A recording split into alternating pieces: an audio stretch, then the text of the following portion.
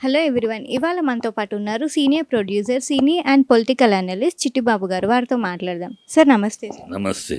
Sir ఇప్పుడు జగన్ గారు అసెంబ్లీకి వెళ్ళట్లేదు. సో తనతో పాటు వాళ్ళ ఎమ్మెల్యేల పైన కూడా సస్పెన్షన్ వేసే చర్యలు తీసుకుంటామని చెప్పేసి చెప్తున్నారు. సో వీళ్ళు అసెంబ్లీకి వెళ్ళకపోవడానికి కారణము, వాళ్ళపైన ఎలాంటి యాక్షన్స్ తీసుకుంటారు? ఇప్పుడు వెళ్ళకపోవటానికి కారణం ఉందమ్మా. అవమానాలు పడటం కోసం వెళ్ళక్కర్లేదు. వీళ్ళేమి సజావుగా నడిపేటట్టు కనపడట్లేదు. వీళ్ళు సజావు కాదు. వీళ్ళు కేవలం అవమానపరచాలి, కించపరచాలి. వాళ్ళొస్తే ఆ ఎమ్మెల్యేని ఎంత గౌరవ చేయాలో అంత గౌరవ బుల్డోజింగ్ చేసి అల్లరి చేయాలని ఎయిమ్‌లో ఉన్నారు. అది ఉన్నారనే దానికి గ్యారంటీ నేను అచ్చెన్నాయుడు మాటే. నేను అచ్చెన్నాయుడే మీరు ఇక్కడ కూర్చోవాలి. నేను కోరుకున్న మనిషి రావాలి. అప్పుడు జరగాలి అంటారు. అంటే మీరు రామకృష్ణరాజు కూర్చుండగా జగన్ రావాలి. జగన్ తాలూకోళ్ళు రావాలి. జగన్ రావాలి. జగన్ వాళ్ళు రావాలి. ఈయన వాళ్ళ అధ్యక్షాన్ని పిలిస్తే కూర్చో మీరు అని ఈయన అవమానించాలి. ఈ సీన్ కావాలని వాళ్ళు కోరుకుంటున్నారు. నిన్న అచ్చెన్నాయుడు మాటలో క్లీన్‌గా అర్థమైపోయింది. సో, ఇలాంటి యాటిట్యూడ్‌లో మీరు కేవలం మీ సునకానందం కోసం, మీ యొక్క చిల్లర వేషాలని చూసి మీరే భుజాలు పొడుక్కోవడం కోసం రావడం ఎందుకు? మీరే పొగుడుకోండి. మిమ్మల్ని మీరు పొగుడుకోండి. ప్రజల మధ్యకి మేము వెళ్తాం అన్నారు. వీళ్ళు సస్పెండ్ చేయటం అంత ఈజీ కాదు. వీళ్ళెవరు సస్పెండ్ చట్టసభకేమి అధికారం లేదు. స్పీకర్‌కేమి అధికారం లేదు. ఎన్నిసార్లు రాకపోతే దానికుంది. సంతకం పెట్టి వెళ్ళిపోయినా చాలు. ఏమీ సస్పెన్షన్ దే కెనాట్ సస్పెండ్. వీళ్ళ చేతిలో ఏం లేదు. అదే నన్ను అన్నాడుగా జగన్. చేయండి, చేసి దమ్ముంటే చేయండి అని అడిగాడుగా. సస్పెండ్ చేయండి. మీరెన్నాళ్ళు ఉంటారో తెలీదు ప్రజలకి. ఇప్పుడు మీరేంటంటే వాళ్ళ ప్లాన్ భగ్నం అయిపోయింది. అది బాధ. వాళ్ళ ప్లాన్ ఏంటంటే జగన్ రావాలి. అసెంబ్లీ పెట్టింది అందుకు. జగన్ రావాలి. జగన్ వస్తే అల్లరి చేస్తే అసెంబ్లీ అంతా అల్లరి చేసేస్తూ ప్రజల దగ్గర ఈ సూపర్ 6 మీద ప్రజలు నిలదీస్తున్న విషయాలని ప్రజలను డైవర్ట్ చేయాలి. ఇప్పుడు జగన్ రాకపోయేటప్పటికి ఆ టాపిక్ కంటిన్యూ అవుతుంది కదా ప్రజల మధ్య. అది డైవర్ట్ చేయాలని ప్లాన్ వేసుకున్నారు.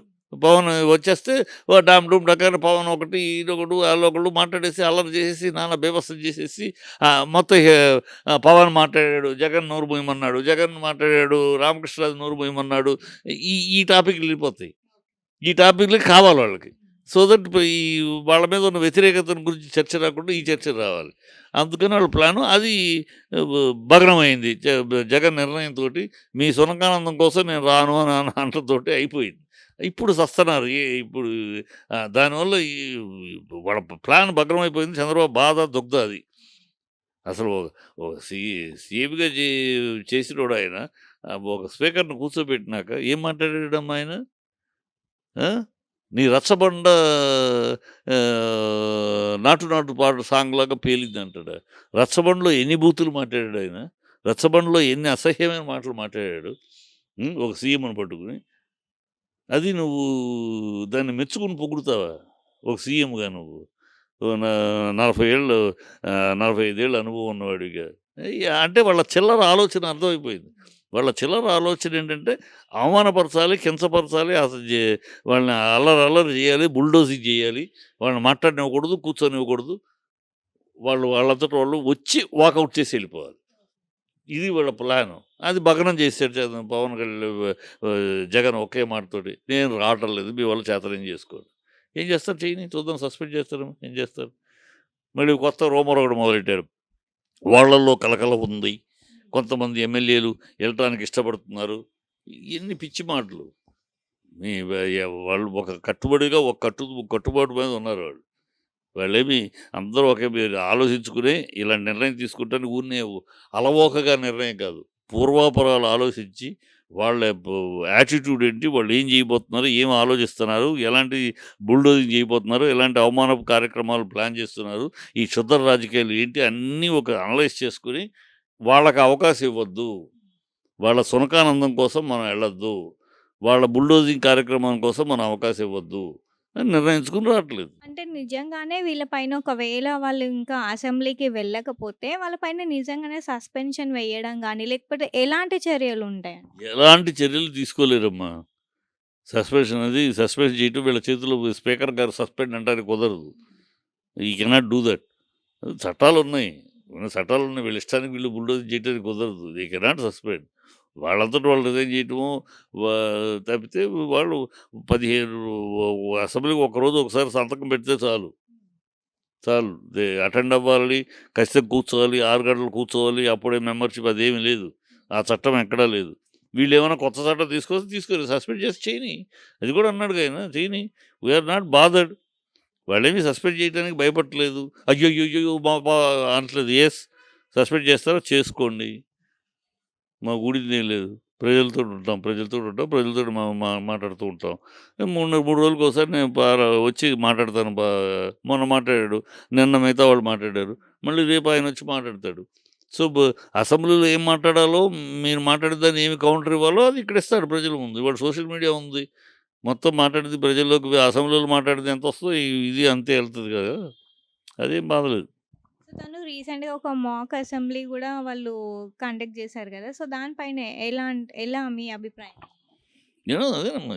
అభిప్రాయం ఏముంది దీంట్లో? ఈ అసెంబ్లీ అనేది ఒక దుర్మార్గ రాక్షస క్రీడగా తయారవబోతుంది. అందుకు రాక్షస క్రీడగా రాక్షసానందం పొందటానికి, సునకానందం పొందటానికి వాళ్ళు డిజైన్ చేసుకున్నారు. అది అర్థమయ్యింది. కనుక మనం వెళ్ళొద్దనుకున్నారు, వెళ్ళట్లేదు.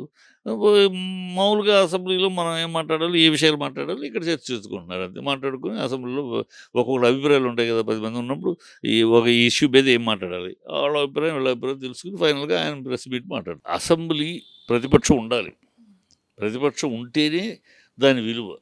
ఆ ప్రతిపక్షాన్ని లేకుండా చేసుకోవాలనుకునే వీళ్ళ దౌర్భాగ్యపు ఆలోచన. రూలింగ్ పార్టీ ప్రతిపక్షం ఉన్నప్పుడే ప్రతిపక్షం లేవనెయ్యాలి ప్రశ్నలు. లేవనెత్తినప్పుడు దానికి మీరు క్లారిటీ ఇవ్వటం ద్వారా ప్రజల దగ్గర ఉన్న అనుమానాలు కూడా అవుతాయి. ప్రజల తరపున ప్రజల్లో ఇలాంటి అనుమానం ఉంది, ప్రజల్లో ఇలాంటి సందేహాలు ఉన్నాయని ఆ ప్రతిపక్షం లేవనెత్తినప్పుడే మీరు సమాధానం చెప్పుకొని ప్రజలకి క్లారిటీ ఇవ్వగలిగే అవకాశం ఉంటుంది. ప్రతిపక్షం లేకపోతే మీరే బౌలింగు, మీరే బ్యాటింగు, మీరే ఫీల్డింగ్ అన్నట్టు ఉంటుంది. మీరు భజన చేసుకుంటూ తప్పితే అది ప్రతిపక్షం ఉండాలని వాళ్ళకు ఉండాలి. ప్రతిపక్షం ఉంటే మంచిది. ప్రతిపక్షం ఉంటుంది కానీ ప్రతిపక్ష హోదా ఇద్దాం, ఇస్తే తప్పే ఉంది. ఆయన ఒకే పార్టీ కదా, ఒకటే కదా ఉంది. అది అక్కడ క్షుద్రమైన ఆలోచనలు.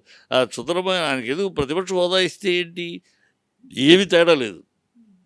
మైక్ ఇవ్వాలి. చీఫ్ మినిస్టర్ ఎంతసేపు మాట్లాడతాడో అంతసేపు అపోజిషన్ లీడర్కి ఇవ్వాలి.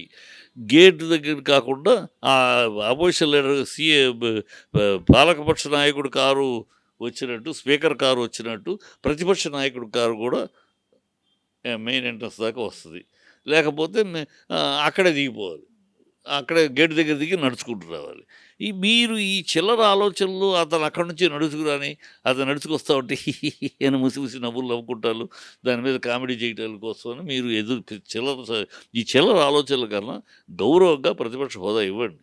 ప్రతిపక్ష హోదా ఇస్తే రాను అని అంటే నేను 45 ఏళ్ళుగా ఎక్కడా వెళ్ళలేదంటే ఈ 45 ఏళ్ళుగా ఎక్కడాను ఇలాంటి పరిస్థితి రాలేదయ్యా. దేశంలోనే ఇలాంటి పరిస్థితుల్లో ఒకే ఒక ప్రతిపక్ష పార్టీ ఉంటే మిగతా అందరూ రూలింగ్ పార్టీ, ఒకే ఒక పార్టీ ప్రతిపక్ష పార్టీ. దానికి ఇవ్వము అనేది అలాంటి పరిస్థితి ఇప్పుడు రాలా. ఇవాళ ఫస్ట్ టైం వచ్చింది. ఎప్పుడు 2-3 పార్టీలు ఉంటాయి. దాంట్లో ఏ పార్టీకి ఇవ్వాలన్నా ఆటోమేటిక్గా వెళ్తారు.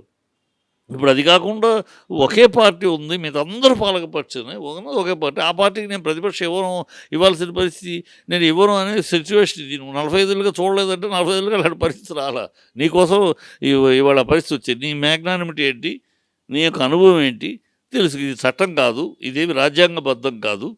మరి ఇచ్చి గౌరవంగా నీ గౌరవాన్ని నిలుపుకుంటావా, లేకపోతే ఈ చిల్లరతనమే చూపించుకుంటావా, నీ కర్మ అంతే. అరెస్ట్ చేశారు. ఎందుకు అరెస్ట్ చేశారు? నీకు ఆ కసి ఏంటి, అరెస్ట్ ఏంటి? నీ మీద నిందలు వచ్చినాయి, అవినీతి ఆరోపణ వచ్చింది, అరెస్ట్ చేశారు. జయలలితను అరెస్ట్ చేయలేదా, కరుణానిధిని అరెస్ట్ చేయలేదా, లాలూ ప్రసాద్ యాదవ్ని అరెస్ట్ చేయలేదా, కేజ్రీవాల్ని అరెస్ట్ చేయలేదా, జార్ఖండ్ ముఖ్యమంత్రిని అరెస్ట్ చేయలేదు, ఎంతమంది సోనుని అరెస్ట్ చేయలేదా? ఎందుకు చేయలే? అవినీతి ఆరోపణ ఉంటే అరెస్ట్ చేస్తారయ్యా. దానికి కూడా నువ్వేదో పెద్ద దేవుడిలాగా దిగొచ్చినవాడు, దివి నుంచి భూమికి దిగి వచ్చిన వాళ్ళలాగా నన్ను అరెస్ట్ చేస్తారా అంటే, నువ్వు అరెస్ట్ చేయకపోతే నువ్వు అసలు అరెస్ట్ చేయాలంటే నేను చాలా ఉన్నాయి. నీవు ఆ రాజకీయాలు మొదలెట్టినప్పుడు నీ పరిస్థితి ఏంటి? 2 ఎకరాలు పెంకుటిల్లు, ఇవాళ నీ పరిస్థితి ఏంటి? ఈ 45 ఏళ్ళలో 6 లక్షల కోట్లు ఎక్కడి నుంచి సంపాదించావు? ఎలా సంపాదించావు? అవినీతి లేకుండానే సంపాదించావా? ఆధారాలు దొరకకుండా కాపాడుకున్నావు. అందుకని నిజం చెప్తే ప్రశ్నిస్తే ఎక్కడి నుంచి వచ్చినాయి నీకు? వ్యాపారం ఏం వ్యాపారం చేసావు? ఏం వ్యాపారం చేస్తే మరి నువ్వు వ్యాపారం చేసి 6,00,000 కోట్లు సంపాదించేస్తే మరి జగన్ వ్యాపారం చేసి సంపాదించకూడదా? జగన్ సంపాదించిందంతా మరి అవినీతి అని ఎలా అంటున్నావు నువ్వు? జగన్ వ్యాపారం చేసాక సంపాదించాడు.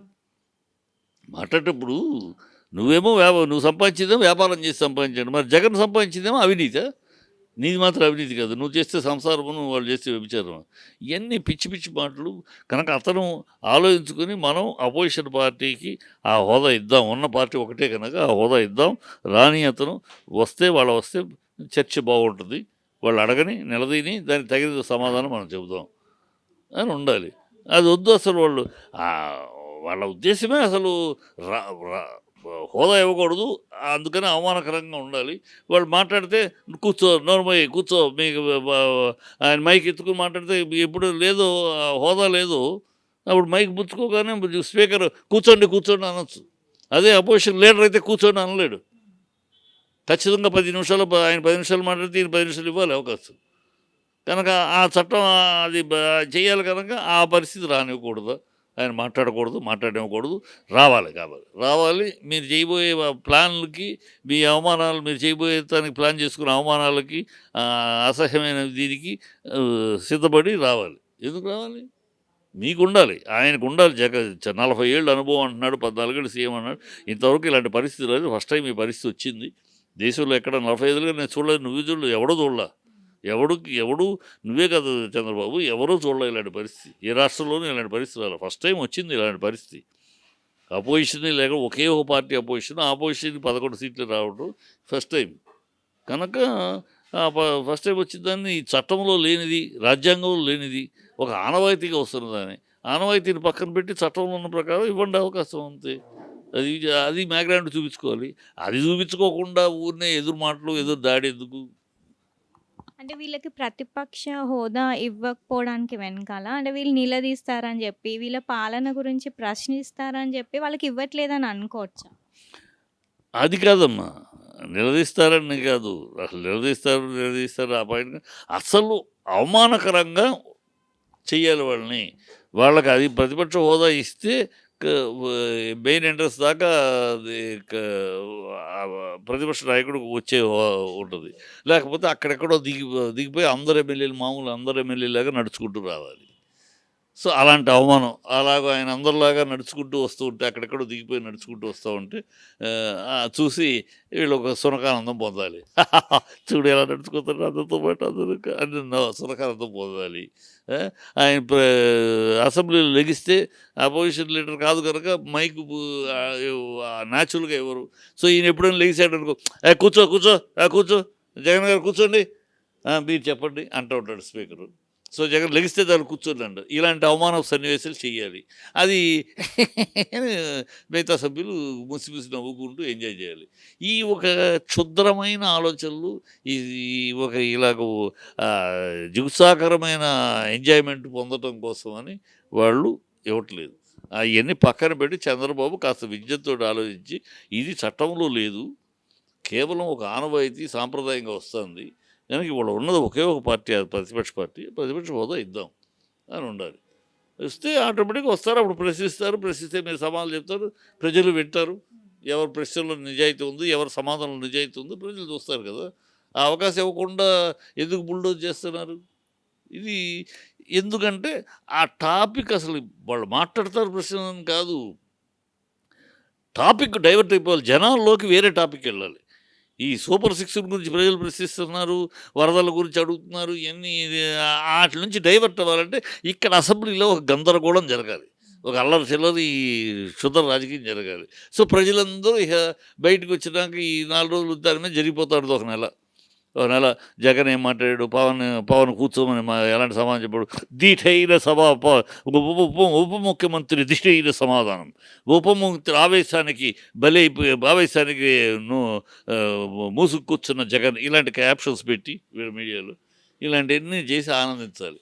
ఈ చిల్లర రాజకీయం, చిల్లర క్షుద్రమైన భావజాలం తప్పితే ఇంకోటి లేదు. ఏమాత్రం నిజాయితీ ఉన్న వాళ్ళకి ఈ రాజ్యాంగంలో లేని విషయాన్ని మనం ఒక ఆనవాయితీగా వచ్చిన విషయమే కానీ ఇది రాజ్యాంగం కాదు. సో, ఆనవాయితీగా వచ్చేదాన్ని ఆనవాయితీగా ఎందుకు వచ్చిందంటే 2, 3 అపోజిషన్ ఇప్పుడు ఒకడే అపోజిషన్ మనం ఇచ్చేద్దాం. ఇచ్చి let us see, let us proceed as per guidelines అని ఉంటే బాగుంటుంది. అది వాళ్ళకి ఇష్టం లేదు. వాళ్ళకి ఇష్టం లేదు. ఆ పదవి ఇస్తే, ఆ అపోజిషన్ లీడర్షిప్ ఇస్తే వాళ్ళకి అనేక అడ్డంకులు, ఇబ్బందులు వస్తాయి. ఖచ్చితంగా జగన్ నిలదీస్తాడు, మామూలుగా కాదు. మామూలుగా నిన్న 1:40 నిమిషాలు ఎలా మాట్లాడాడు, ప్రతిదీ ఎవిడెన్స్ తోటి మాట్లాడతాడు.